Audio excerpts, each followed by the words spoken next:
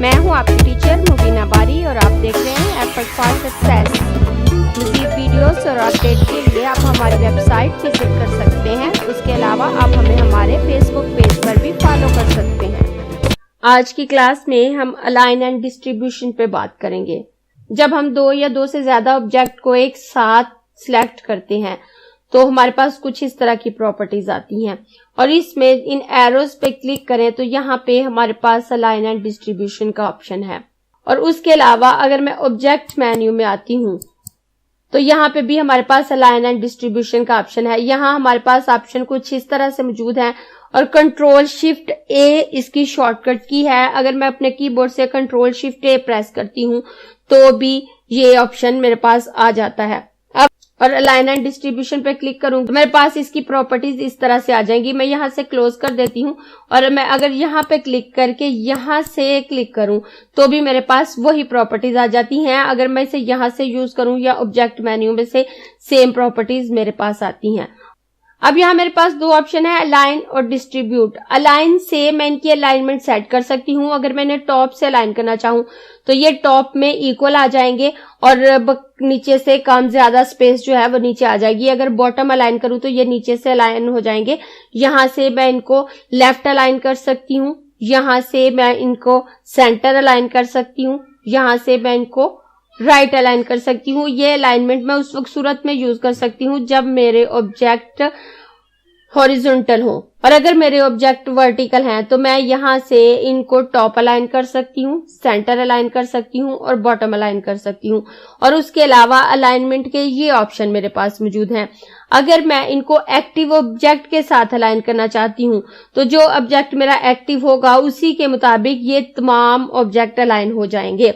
और उसके बाद अगर मैं इनको पेज के एज के साथ अलाइन करना चाहती हूँ तो ये पेज के एज के साथ अलाइन होंगे।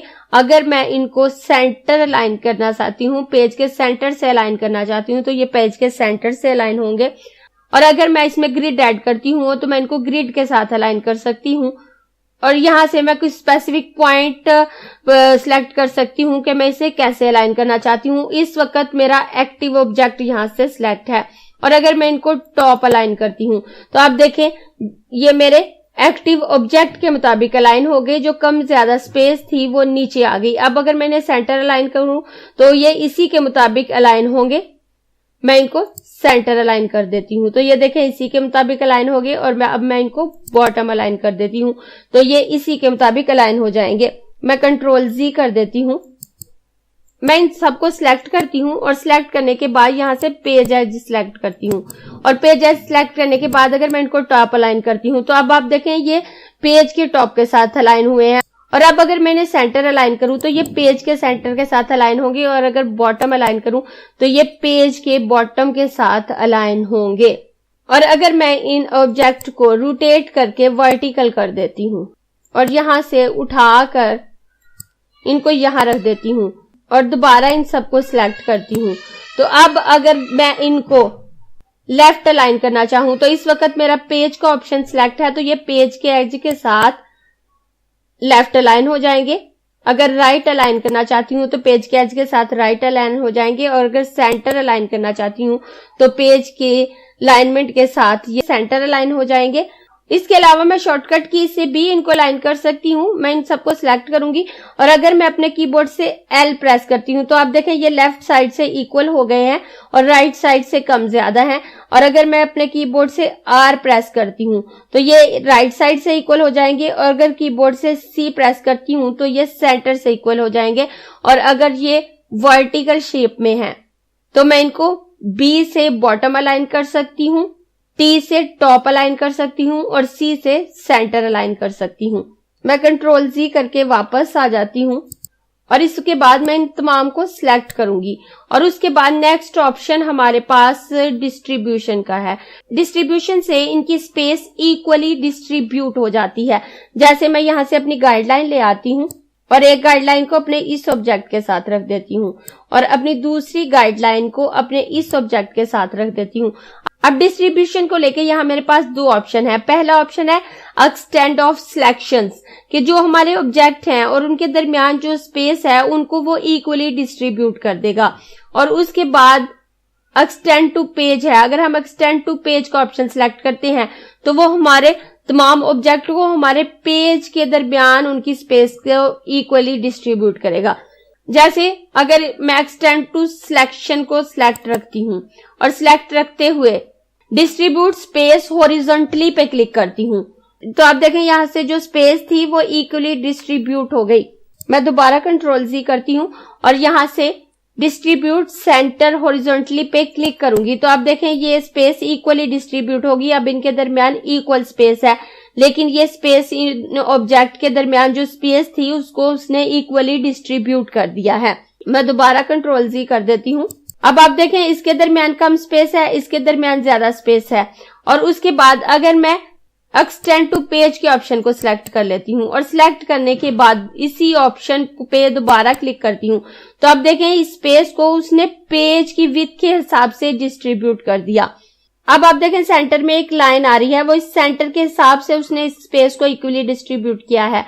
और अगर मैं ये डिस्ट्रीब्यूशन लेफ्ट की तरफ करती हूँ तो अब ये लाइन हमारी लेफ्ट की तरफ आ रही है और लेफ्ट के हिसाब से उसने इस स्पेस को डिस्ट्रीब्यूट किया है। और अगर मैं इसे राइट पे करती हूँ तो ये राइट साइड पे आ जाएगी ये लाइन और राइट के हिसाब से ये स्पेस को डिस्ट्रीब्यूट करेगा। और अगर मैं डिस्ट्रीब्यूट स्पेस हॉरिजॉन्टली पे क्लिक करती हूँ तो ये इनके दरमियान हॉरिजॉन्टली इक्वल स्पेस कर देगा। और अगर हमारे ऑब्जेक्ट वर्टिकल शेप में है, ये मैंने अपने ऑब्जेक्ट को रोटेट करके वर्टिकल कर दिया है। अब अगर मैं इनकी वर्टिकली स्पेस को इक्वली डिस्ट्रीब्यूट करना चाहती हूँ तो मैं यहां से डिस्ट्रीब्यूट टॉप पे क्लिक करूंगी तो ये टॉप की तरफ इक्वली डिस्ट्रीब्यूट हो जाएंगे और ये लाइन हमारी टॉप की तरफ आ रही है। और अगर मैं सेंटर की तरफ करूं तो ये लाइन हमारी सेंटर में आ जाएगी और सेंटर के हिसाब से इनकी स्पेस इक्वली डिस्ट्रीब्यूट हो जाएगी।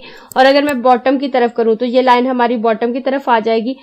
और अगर मैं डिस्ट्रीब्यूट स्पेस वर्टिकली पे क्लिक करूं तो ये वर्टिकली हमारी स्पेस को इक्वली डिस्ट्रीब्यूट कर देगा। ये लाइन इसके दोनों तरफ आ रही है।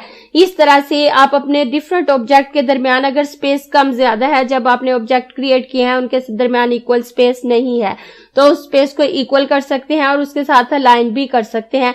जैसे आप देखें यहाँ मैंने स्पेस भी इक्वली डिस्ट्रीब्यूट कर दी और उसके साथ अगर मैं इनको सेंटर अलाइन करना चाहूं तो मैं इनको सेंटर अलाइन भी कर सकती हूँ। एक साथ हम उन ऑब्जेक्ट पे डिस्ट्रीब्यूट और अलाइन का ऑप्शन इस्तेमाल कर सकते हैं।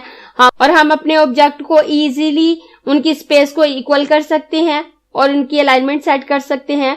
इससे हमारा काम बहुत इजी हो जाता है और हमारे काम में मजीद खूबसूरती आ जाती है। अगर आपको ये क्लास पसंद आई है तो लाइक कीजिए, अपने दोस्तों के साथ शेयर भी कीजिए ताकि वो भी सीख सके। आप अपने क्वेश्चंस और व्यूज नीचे कमेंट बॉक्स में लिख सकते हैं। और अगर आपने चैनल सब्सक्राइब नहीं किया तो प्लीज सब्सक्राइब कीजिए ताकि आपको आने वाली वीडियोस का नोटिफिकेशन फौरन से मिल सके।